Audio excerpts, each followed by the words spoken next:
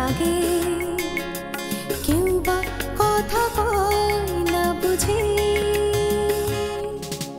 কেউ বা ভাবে, কেউ বা দেখে, কেউ বা কারো লক্ষ্য রাখে। কথার পিঠে কথার চালে সম্পর্কের ইতি টানে, ভালোবাসা পাল উড়িয়ে মিলিয়ে যাও এক বাঁধনে। সব ভালো কাজ শেষ ভালো যা, শেষ ভালো যা। এত মা মা করিস কেন? হ্যাঁ, বাবা বাবা করলেও তো পারিস। হ্যাঁ বাবা, সাত সকালবেলা চেঁচামেচি একদম ভালো লাগে না। I am sorry, really sorry. তুই আজকে ক্লাস ফাঁকি দিচ্ছিস না তো? মা, সবাইকে ফাঁকি দেওয়া সম্ভব, কিন্তু তোমার চোখ ফাঁকি দেওয়া একদম সহজ না। দেখ, আমি কিন্তু এমনিতে খুব ফুলে গেছি, আর আমাকে ফোলাতে হবে না। এবার তাকাও, চোখ খোলো। তুই? আমি। চশমা ছাড়া সবাইকে তোমার বিলকিস মনে হয়?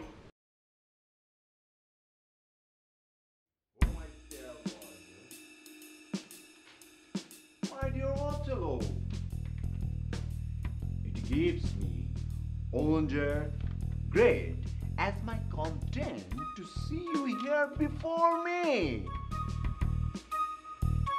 Oh, my soul's joy, if after every tempest comes such calm, may the wind blow till they have weakened death. The heavens forfeit, but that our loves and comfort should increase even as our day do grow.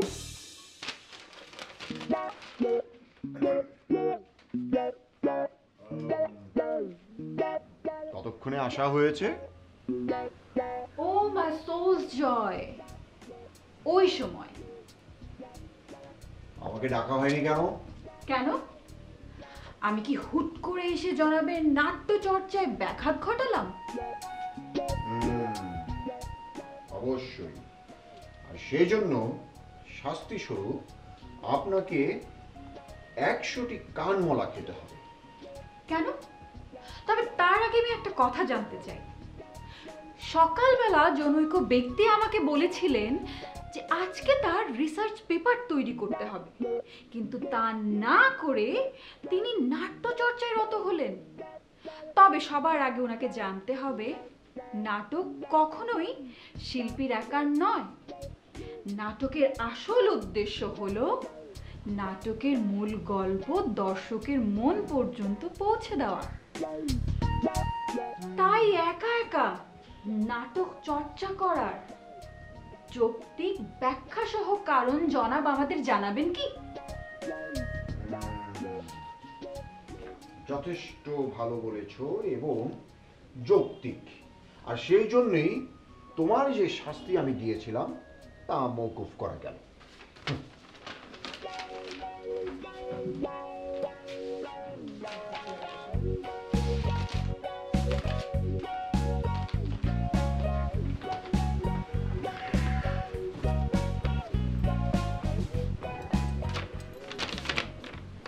ইউনিভার্সিটিতে কোনো programme আছে দাদা? না রে, ওই thesis করতে করতে সকাল সকাল একেবারে না আমি সকাল সকাল একেবারে মানে বোর হয়ে যাচ্ছিলাম। তো এই কয়েক লাইন লিখে একটু প্র্যাকটিস করছিলাম আর কি, মাইন্ড ফ্রেশের জন্য। আচ্ছা, ভালো কথা, তুই কি কিছু বলতে এসেছিস? হ্যাঁ, ওই যে লংফেলোর কবিতার একটা প্রশ্ন আছে, সেটা আমাকে উত্তর লিখতে হবে। এখন বল, আমি হলাম সায়েন্স স্টুডেন্ট, আমি কি কবিতার কিছু বুঝি? এক্স্যাক্টলি, বোঝার কি কোনো সুযোগ আছে? তাই আসলাম তোর কাছে, তুই একটু বুঝিয়ে দিবি না? মানে তুই তোর মতো করে একটু লিখে দিবি, আমি সেটা আমার মতো করে বুঝে নিলাম। ঠিক আছে, তুই একটা কাজ কর, আমার কাছে রেখে যা, আমি সব কিছু সুন্দরভাবে সাজিয়ে লিখে রাত্রেবেলা তোর কাছে পাঠিয়ে দেবো। ঠিক আছে, এটা দেখ, আমি না এখান থেকে মার্ক করে রেখেছি, এই যে এটা। ঠিক আছে, মার্ক করা আছে। ওকে ওকে। এই শোন না, এই আমার জন্য গরম গরম এক কাপ কফি পাঠিয়ে দিবি? বিলকিসকে দিয়ে পাঠালে হবে? এখন তো আর অসুবিধা নাই, তোর সাথে তো আমার কথা হয়েই গেল, এখন আমার সারাদিন মানে ঠিকভাবে চলে যাবে। আচ্ছা, পাঠিয়ে দিচ্ছি। আর তুই কাপড়টা খোল, ঘামিয়ে গেছিস, ঠান্ডা লেগে যাবে। ঠিক আছে, এই চলে এসেছি।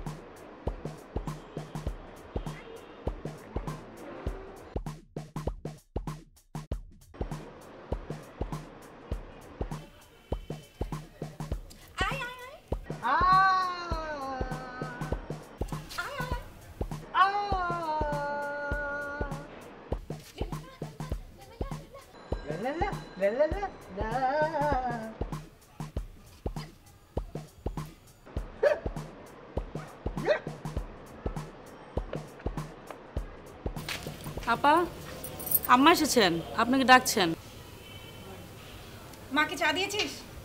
মাকে চা দিয়েছিস? হ্যাঁ দিয়েছি। আচ্ছা যা, আমি আসছি। আচ্ছা যা, আমি আসছি। আমি কিন্তু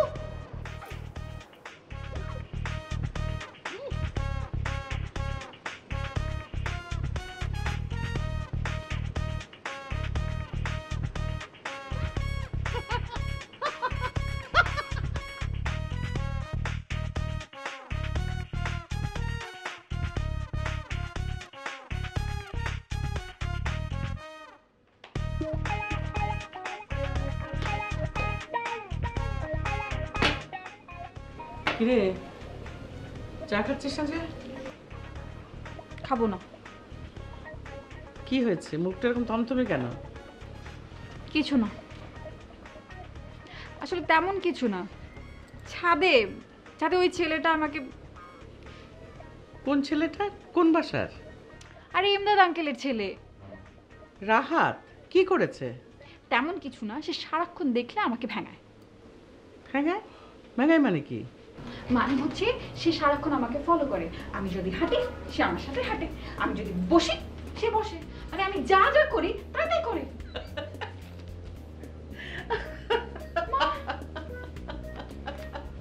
তুমি হাসছো? আরে হাসবো না, তুই যা করছিলি যে কোনো মানুষ দেখলে হাসবে। তুই যে এরকম একটা কার্টুন, আমি তো তা আগে জানতাম না। মা, আমি তোমাকে সবকিছু বলিনি, আরো অনেক ঘটনা আছে। আবার কি কথা? ওই যে তোরা দুজন রাস্তায় দাঁড়িয়ে ঝগড়া করছিলি সেটা? তোমার চোখ থেকে কিচ্ছু বাদ যায় না, তাই না মা? তুই সেটা বুঝবি না। মায়ের চোখ সব সময় সন্তানের দিকে থাকে, কখনো সেটা বোঝা যায়, কখনো সেটা বোঝা যায় না। কিন্তু মা, ওই বাঁদরটার সাথে আমি কি করেছি, তার কি ক্ষতি করেছি যে সারাক্ষণ সে আমার সাথে ঝগড়া করতে চায়? ঝগড়া কি শুধু ক্ষতি হলেই করতে হয় রে? ঝগড়া থেকে অনেক কিছু শুরুও হয়। আর তাছাড়া আজ কিন্তু ও তোর কোনো ক্ষতি করেনি, বরং তোকে গাড়িটা ঠিক সময় ব্রেক করে দুর্ঘটনার হাত থেকে বাঁচিয়ে দিয়েছে। তোমাকে এত বিস্তারিত খবর কে জানায়? আজকে আমি ওর 12টা বাজিয়ে ছাড়বো। প্রতিদিন বাবার হাত থেকে আমি তাকে বাঁচাই, আর আমার কিছু হলে সে সবাইকে বলে বেড়ায়। আমি দেখছি। আর উঠছিস কেন? চুমকি শোন, তোর সাথে আমার কথা আছে। এই চুমকি, আরে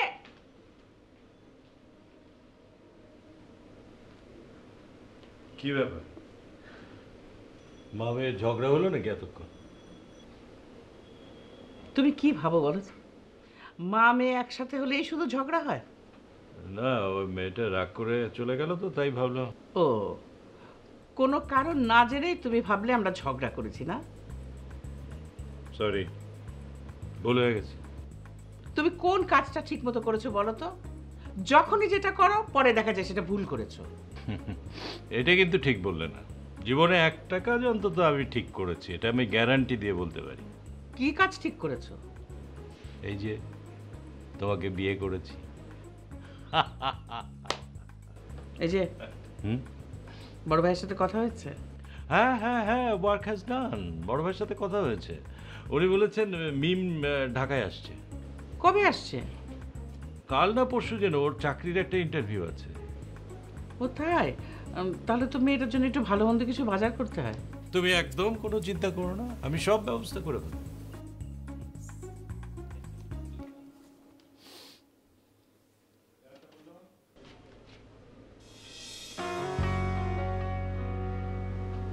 তুমি সবসময় খারাপ না।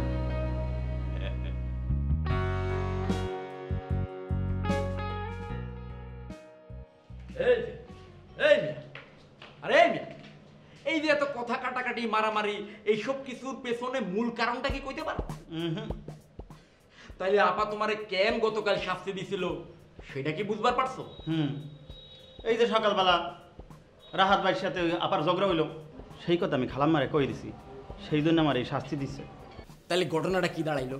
ঘটনা দাঁড়াইলো সব কিছুর মূলে হইলো তোমার ওই জবান। জবান যদি ঠিক থাকে, তুমি ঠিক, তোমার দুনিয়া ঠিক, সব ঠিক। জি অবশ্যই ঠিক। অবশ্যই ঠিক কেমনে? কেমনে বুঝলো অবশ্যই ঠিক? রহমান ভাই চা। বলুন না কখন কি কইতে হয়। আচ্ছা, ওই যে মানে যেটা বলতেছিলাম, সব সময় সবাইরে বিশ্বাস করতে নাই।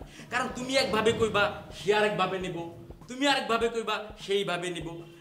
তাইলে একটা ঝামেলা হইলেও হইতে পারে। বুঝছো কথাটা? হ্যাঁ, দেখছো মাইয়াটা মাথা নাড়ছে। মানে ও কিন্তু বুঝা গেছে অল্পতেই। হাইসো না, তুমি হাইসো না। ঠিক বলছেন, এই জন্যই যারা কথা দিয়ে কথা রাখে না, আমি তা করে বিশ্বাস করি না। দেখছো মাইয়াটার মাথায় কিন্তু ঘিলু আছে, অল্পতেই ধইরা লাইছে। আচ্ছা, এই তোমার বিলকিস বেগম, তুমি কি আমারে উল্লেখ করে কিছু কইলা যে আমি 2 নম্বরই মানুষ, কথা দিয়া কথা রাখি না? রোহন ভাই, এটা কি কইলেন? আমার মাথায় কি এত আক্কেল আছে যে আমি আপনার এই কথা কমু? আচ্ছা, এই চাটা কি ঠান্ডা করবা না আমার দিবা? দাও দাও। এই যে দেখেন, এই চালই আপনি 2 রকমের কথা কইছেন। একবার কই দাও, আবার কই দিও না। এই তোমাগুলোকে কথা কইলে আমার কি কাম হইব? আমার উপরে কাম আছে না? আর তোমার কিন্তু হইব, কিছু একটা হইব।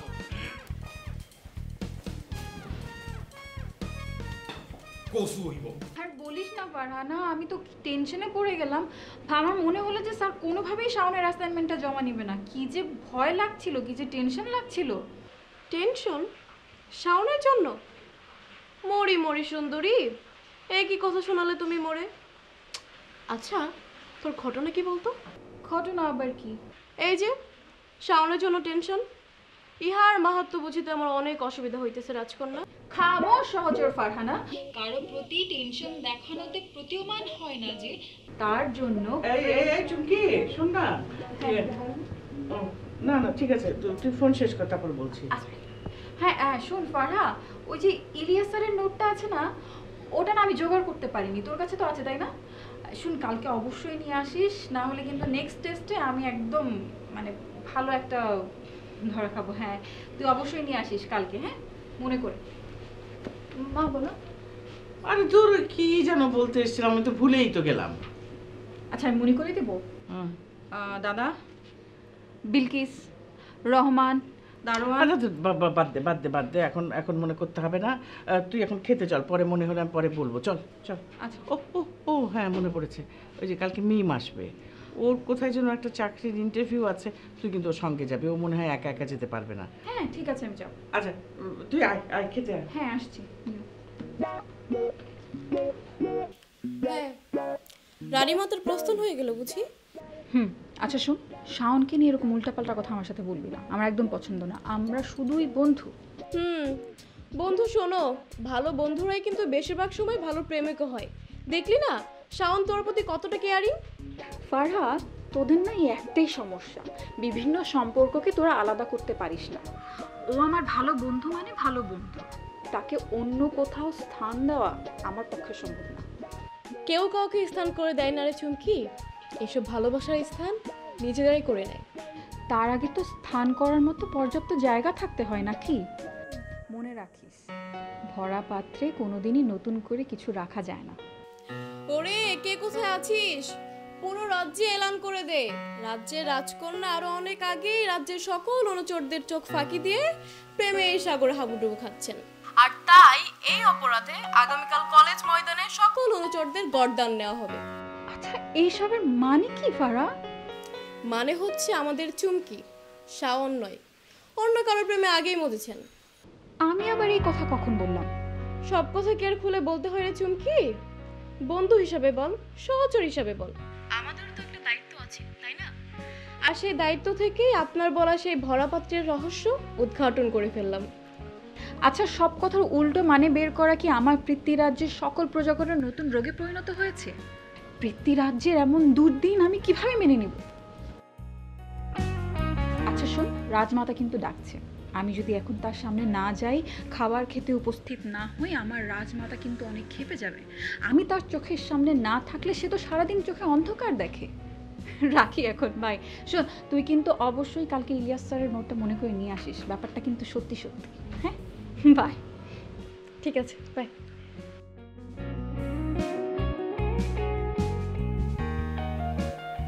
আর কতক্ষণ খাবার নিয়ে বসে থাকবো বলেন তো? আপনার নিজের বানানো নিয়ম রাত 10টার মধ্যে খেতে হবে। আপনি যদি নিজেই না মানেন তাহলে আমি কি করে বুঝবো যে কোনটা নিয়ম আর কোনটা অনিয়ম? একদম বাজে কথা বলবেন। নিয়ম আমি ভেঙেছি নাকি? তোমার গুণধর ছেলে নিয়মিত অনিয়ম করে যাচ্ছে। আমার ছেলেটা এইমাত্র এলো, একটু হাত মুখ ধোবার সময় তো দেবেন নাকি? আপনি নিজে এসে বসলেও তো নিয়ম রক্ষা হয়। এবারের নিয়ম কানুনগুলোর কথা তোমার ছেলে ইদানিং ভুলেই যাচ্ছে। নাকি লায়ক হয়েছে বলে সাপের 5 পা দেখেছে। রাত 10টা কিন্তু পার হয়ে যাচ্ছে। প্লিজ আজকে আবার এই দোষটা আমার উপরে চাপিয়ে দিও না। সে কি? এ তো পুরো ফেস্টের আয়োজন। হ্যাঁ, আজকে কি ড্যাডের জন্মদিন নাকি? একটু ট্রাই করি। ড্যাড, তাড়াতাড়ি চলে এসো। তোমার ফেভারিট মেনু বেগুন ভাজা করা হয়েছে।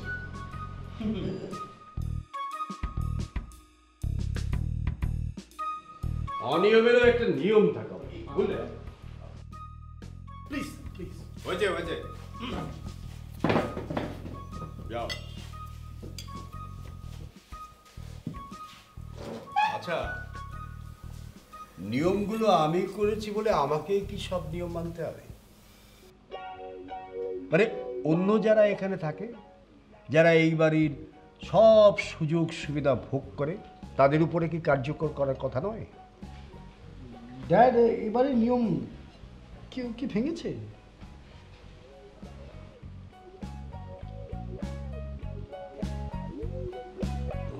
Really sorry dad.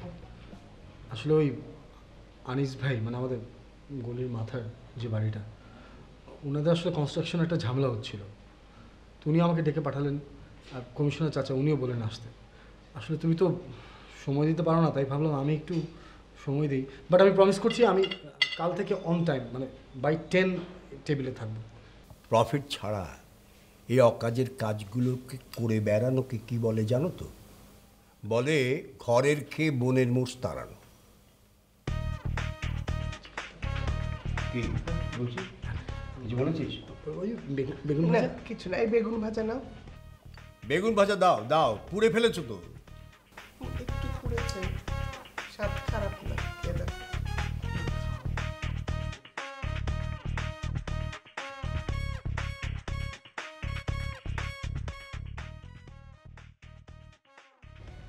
খেয়ে উঠে শুয়ে পড়লে? খাওয়ার পরে তো মানুষ শুয়েই পড়ে। তাহলে তোমার রাতের হাঁটাটা কে হাঁটবে? আমি? দেখো, এই রকম যদি চলতে থাকে তাহলে কিন্তু তোমার কাল থেকে রাতের খাওয়া কমে যাবে। সিম্পলি 2টা রুটি, মনে রেখো। আচ্ছা, তুমি এত চিন্তা করো না তো। 1-8 দিন না হাঁটলে কি হয়? হ্যাঁ, আর ওই ডাক্তার কি আমাদের বাড়ির সামনে এসে দাঁড়িয়ে থাকবে নাকি? পরীক্ষা করবে যে আমি হাঁটতে গেলাম কি না গেলাম? ডাক্তার সাহেবরা এরকম ফাঁকি এক আধ দিন দিয়ে থাকে। একদম বাজে কথা বলবে না, যাও হেঁটে এসো। আচ্ছা যাচ্ছি, তোমার সাথে আমার একটা জরুরি কথা আছে। এখন আমি কোনো জরুরি কথা বলবো না, যাও তুমি ছাদে হাঁটতে যাও। আচ্ছা ঠিক আছে, আমি যাচ্ছি।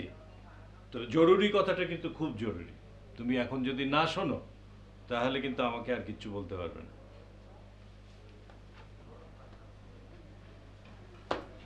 বলো কি তোমার জরুরি কথা? কি হলো বলো।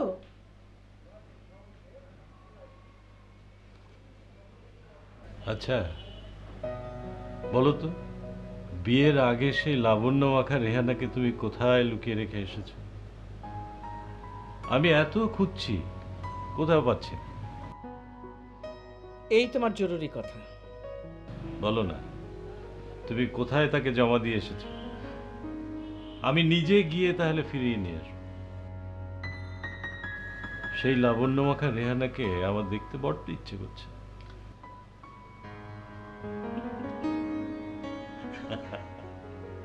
আমি যাচ্ছি যাচ্ছি, এটা এটা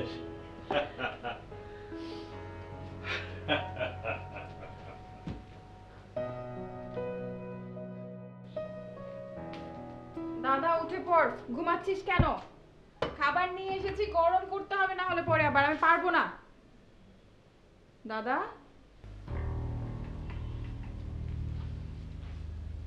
দাদা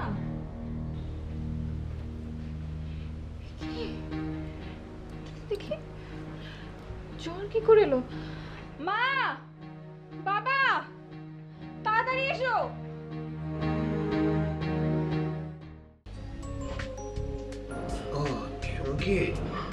আমার চশমাটা একটু দেখ তো। এই রে কার তো চশমা? ও মা, চুমকি।